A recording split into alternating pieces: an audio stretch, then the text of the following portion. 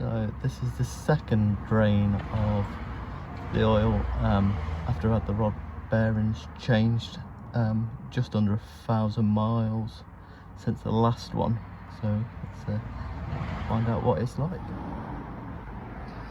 So just lowered the car down a little bit. You might see that's now coming out pretty slowly. We just leave it to let it all come out. And what I like to do is I'll just jack up and down the car a little bit just to make sure we get it all out, and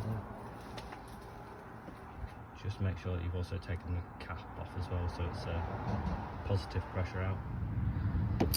So oil filter removal.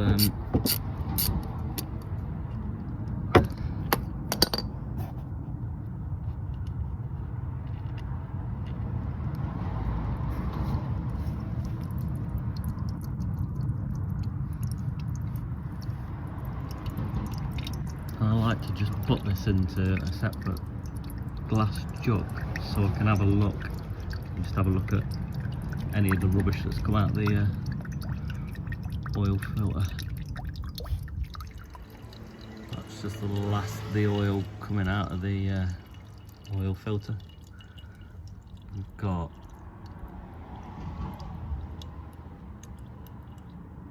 about 400 ml in there, which is about what I'd expect to see.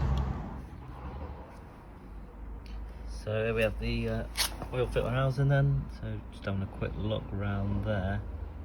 A couple of tiny little bits of metal in there, but I'm more than impressed with that. So as I said, that's the second oil change I've done since the rod bearing change. Did one at 400 miles, and now I've done another one 1,000 miles after that, so that's 1,400 miles after the bearing change, second oil change.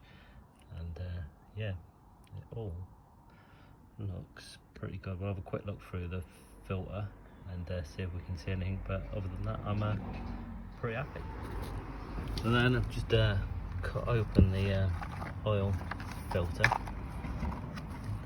Hopefully you can see that.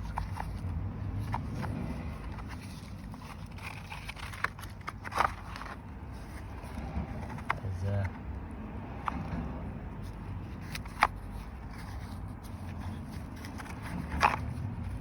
clean, nothing really to report there at all. So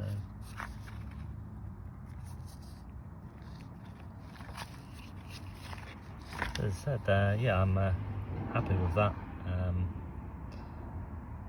Glad I did it. Probably didn't need to, but it's nice to know what you've got in your filter house. So what I like to do then, as I'm about to start reinstalling stuff, is to just put a bit of brake cleaner into it and into the filter housing, give it a good swirl round, and just mop it all out that way. Each time I know that it's gone back in clean and everything that I'm seeing in the filter is new, and I'm not just finding old bits that have sat in the bottom of the housing which can get caught in there each time. So this time round then I've gone for Castrol Supercar 10W60 and the man oil filter. A lot of people go on about which oils and that to use, but I've always stuck with a 10W60. Castrol, I believe, is the thinnest out of the bunch. I know the Molly's slightly thicker, and I believe the Shell is probably the closest. The Shell Ultra is the closest to the Castrol, which I believe is what BMW actually now use. So oil filter kit then, I use the MAN filters in general, HU 926/5X. So inside that kit you get the oil filter itself, and you get the two washers. So you get two washers if you've got the, I believe, the LCI, and above you get the two drain holes. So you get one washer for each drain plug in that. Mine's at 05, so I only need the one. and this main seals for the oil filter housing, and then another little seal inside there as well, which you can just see, and that goes in the little bolt that sits in the bottom of the filter housing, and for the draining. So yeah, we'll get that reinstalled and move on from there.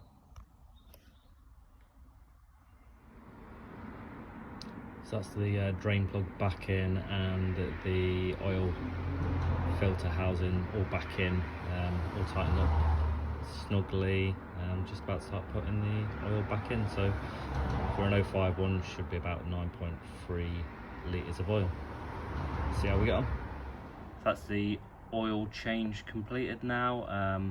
Got just over 9 litres out, so give or take the bits that I've spilt and the bits that went into the train, stuff like that, and then I reckon I've got just over 9.3 litres out, so happy with that. And put 9 litres back in, and go and start it up and see what level we've got, and then just top it up from there.